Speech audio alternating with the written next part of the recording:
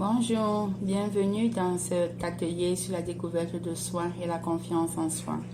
Nous sommes maintenant rendus au 6e atelier et le thème de l'atelier d'aujourd'hui c'est l'autre et ses émotions. Dans ce parcours vers la découverte de soi, le premier point était de connaître son identité. Et les composants de cette identité, selon nous, c'est d'abord de comprendre et de saisir toute notre valeur. De saisir toute notre valeur par rapport au prix que quelqu'un serait prêt à payer pour nous. Et nous avons réalisé que notre valeur est illimitée. Parce que le Fils de Dieu a payé le prix ultime, a payé de sa vie en fait, pour que nous puissions avoir cet espoir d'une vie meilleure. Il a donné sa vie en fait, afin de porter sur lui toutes les erreurs, tout ce que nous pourrions jamais faire de mal, pour que justement le poids de nos fautes, le poids de nos manquements ne nous empêche jamais d'aller jusqu'au bout de nos objectifs. Ensuite, après avoir compris c'était quoi notre valeur, il était important de comprendre que peu importe les circonstances de notre naissance, peu importe où nous avons grandi, peu importe où nous sommes rendus dans la vie aujourd'hui, nous ne sommes pas définis par nos erreurs, nous ne sommes pas définis par nos actions en fait même. Nous avons une nature, nous avons une identité qui est propre à nous, qui n'a rien à voir nécessairement avec les erreurs qu'on peut faire ou qui n'a rien à voir aussi avec ce qu'on peut apporter aux autres. Peut-être qu'on a grandi dans un environnement où on nous a dit que nous n'avons aucune valeur, où nous sommes dans un emploi où on a l'impression de ne valoir rien, mais ce n'est pas ces choses-là qui nous définissent. Et qu'est-ce qui nous définit donc? Nous sommes définis en fait, la seule personne en fait qui peut nous définir, c'est la personne qui nous a créés. C'est Dieu, oui, parce que je vous l'ai dit dès le premier atelier que nous sommes un organisme chrétien. Oui, nous croyons en Dieu et nous croyons que Dieu nous a créés. Donc c'est la personne qui nous crée en fait qui peut nous définir parce que c'est cette personne qui sait de quoi elle nous a fait. Elle connaît les forces qu'elle a mis en nous, elle connaît les compétences qu'elle a mis en nous. Donc c'est pour ça que la seule façon de réellement savoir qui nous sommes, c'est d'aller vers cette personne, vers ce créateur et de lui demander qui je suis réellement. Et ce Dieu est un Dieu tellement bon qu'il ne crée rien de mauvais. On n'a qu'à regarder la nature, on n'a qu'à s'inspirer de la beauté de la neige. Même oui, la neige elle est belle. On n'a qu'à regarder les fleurs, on n'a qu'à se promener en forêt et de comprendre que tout ce que Dieu crée est bon.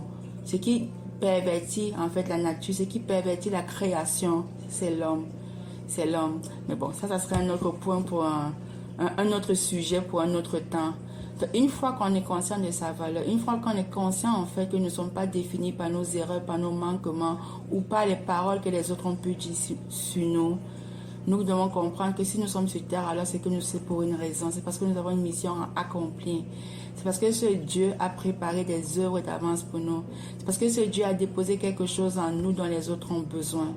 Et c'est important de découvrir ça pour réellement avoir ce sentiment d'accomplissement.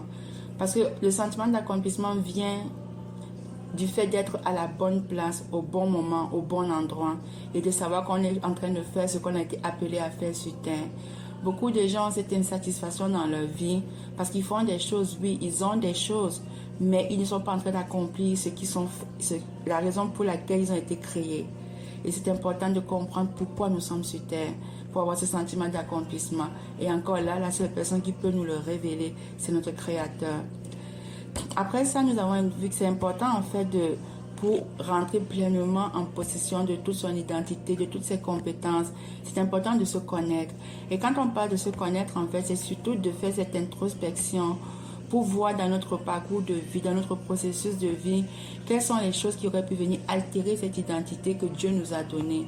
Quelles sont les paroles, quelles sont les actions qui ont déformé notre vision du monde, qui ont déformé la façon dont on perçoit les choses et qui aussi qui ont créé un conditionnement en fait, mais qui n'est pas nous. C'est quelqu'un par exemple qui serait colérique, quelqu'un qui pourrait, j'avais donné la dernière fois l'exemple de quelqu'un qui serait en retard tout le temps, et qui aurait l'impression que c'est son identité parce qu'il a toujours été en retard. C'est important d'aller vraiment regarder tous ces événements marquants qui ont pu altérer notre vision et qui du coup nous ont donné des réactions instantanées mais qui ne sont pas nous, et de revenir à la base de ce que nous sommes. Mais la seule façon de revenir à la base de ce que nous sommes une fois encore, c'est d'aller encore vers ce créateur et de dire qui je suis réellement. Est-ce que cette personne colérique, est-ce que cette personne hypersensible, est-ce que c'est moi? Est-ce que ces personnes en fait qui transforment tout en drame, qui n'est pas capable en fait d'avoir du recul par rapport aux événements, par rapport aux circonstances, est-ce que c'est moi? Après la connaissance de soi, il est important aussi d'avoir la maîtrise de soi. La maîtrise de soi, en fait, c'est de ne pas se laisser guider, contrôler en fait par nos émotions. Dépendamment, les émotions en fait sont comme une sorte de boussole qui nous permettent d'évaluer notre capacité d'agir de façon rationnelle. Les émotions sont une boussole qui nous permet d'évaluer. Ça ne veut pas dire grand-chose en fait. Mais ce que je veux dire concrètement, c'est que dépendamment de comment on a grandi, on a appris à avoir des réactions instantanées, des émotions instantanées par rapport aux circonstances qui ne sont pas toujours saines en fait. Parce qu'il y a une façon saine de réagir aux événements, il y a une façon malsaine de réagir aux événements. Les émotions ne sont pas mauvaises. Bien au contraire, quand on vit un événement triste, c'est normal qu'on pleure. C'est normal en fait qu'on pleure pour évacuer cet événement triste de nous. Quand on fait face à une certaine injustice, c'est normal d'être en colère. Ce qui devient anormal en fait, c'est quand on n'est pas capable de se défaire de l'émotion, quand le temps de vivre l'émotion est fini. Une tristesse, un deuil, on n'est pas supposé être en deuil toute notre vie. On n'est pas non plus supposé être en colère toute notre vie. À un moment donné, il faut être capable justement de dépasser cette émotion. Et quand on n'est pas capable de dépasser cette émotion, c'est là où on parle de non-maîtrise de soi. Donc la maîtrise de soi, c'est de ne pas se laisser contrôler par ces émotions. C'est de vivre les émotions que nous avons à vivre, de tirer les leçons que nous devons tirer des événements et des circonstances et d'avancer. Mais malheureusement, justement, il y en a beaucoup qui se restent concentrés en fait sur une émotion. On dirait que leur vie s'est arrêtée à une émotion et ils ne sont pas capables de dépasser cette émotion. Donc nous avons appris que justement il fallait, à la maîtrise de soi, il fallait être capable de vivre ses émotions, mais de ne pas se laisser contrôler par les émotions.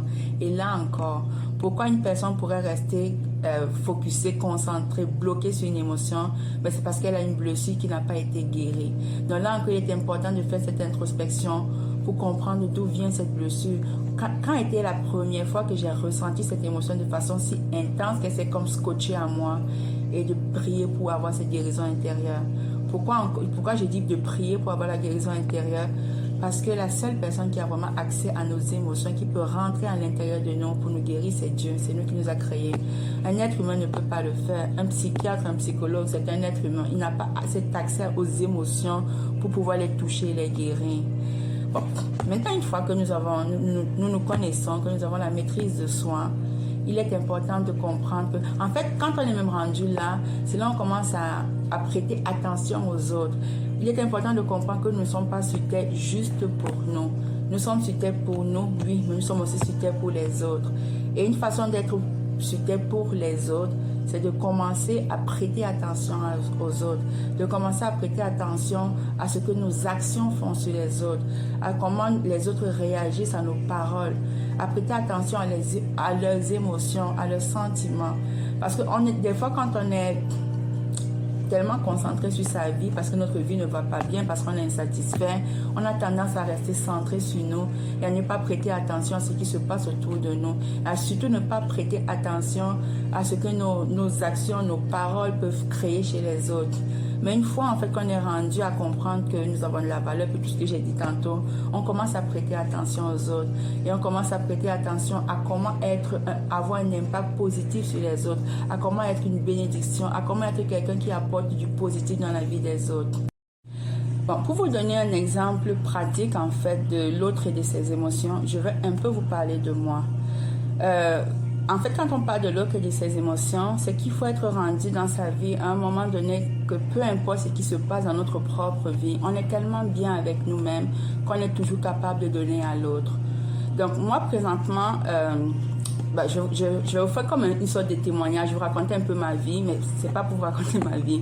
C'est vraiment pour vous montrer que quand on est bien avec soi-même, quand on connaît son identité, quand on connaît sa valeur, quand on connaît son prix, peu importe ce qui nous arrive, rien ne nous empêche en fait d'accomplir notre mission. Rien ne nous empêche en fait de nous lever le matin avec notre objectif de vie et de foncer vers cet objectif. Moi, il y a 3 ans, j'ai commencé un traitement de dialyse. Je souffre d'une insuffisance rénale chronique terminale, je pense que c'est ça, parce que je suis née avec des reins polykystiques, donc je suis née avec des kystes dans les reins. Donc depuis 3 ans, je fais de la dialyse 3 fois par semaine, mais ce n'est même pas ça le plus grave. Le plus grave, c'est qu'il y a comme 6 mois, je pense, 6 mois, 4 mois, j'ai fait un AVC. Donc, j'ai eu un accident cérébral vasculaire. Bref, j'ai fait un AVC. Et j'ai été paralysée du côté gauche pendant 1 semaine, mais gloire à Dieu, mon côté gauche s'est complètement remis. Mais dernièrement, j'ai appris que j'ai eu une séquelle en fait due à cet AVC, c'est que maintenant je fais des... Je n'aime pas dire je suis épileptique. Je fais de l'épilepsie parce que l'épilepsie n'est pas mon identité. Je fais de l'épilepsie. Donc, il peut arriver que j'ai des absences, des convulsions, des spasmes, bon, peu importe. Mais pourquoi je vous raconte tout ça? Pour vous dire que ça ne m'empêche pas chaque matin de me lever et de me dire que je suis sur terre. Parce que moi, personnellement, j'ai vraiment un fardeau par rapport aux jeunes de la rue. J'ai un fardeau par rapport à ces jeunes qui ont connu des situations non facilitant dans leur enfance et qui a complètement bifurqué leur chemin. Et je fais de mon mieux pour les accompagner, pour les faire réaliser qu'ils ont tellement plus de valeur que ce qu'ils s'accordent à eux-mêmes et qu'ils ont quelque chose à accomplir. Je fais de mon mieux pour les accompagner dans cette découverte de soi, dans la découverte de leurs compétences, de leurs forces. Et je les aide aussi de façon pratico-pratique parce qu'on s'entend un jeune de la rue, il a besoin de manger, il a besoin de logement. Chaque matin, je me lève, je fais cette chose, peu importe mon état. Pourquoi? Parce que je connais mon identité. Parce que je sais que mon identité n'est pas définie par la maladie. Donc, c'était vraiment pour nous encourager à dire c'est important de se connaître. Parce que quand on se connaît, on fonce dans la vie. Peu importe les circonstances dans lesquelles nous sommes.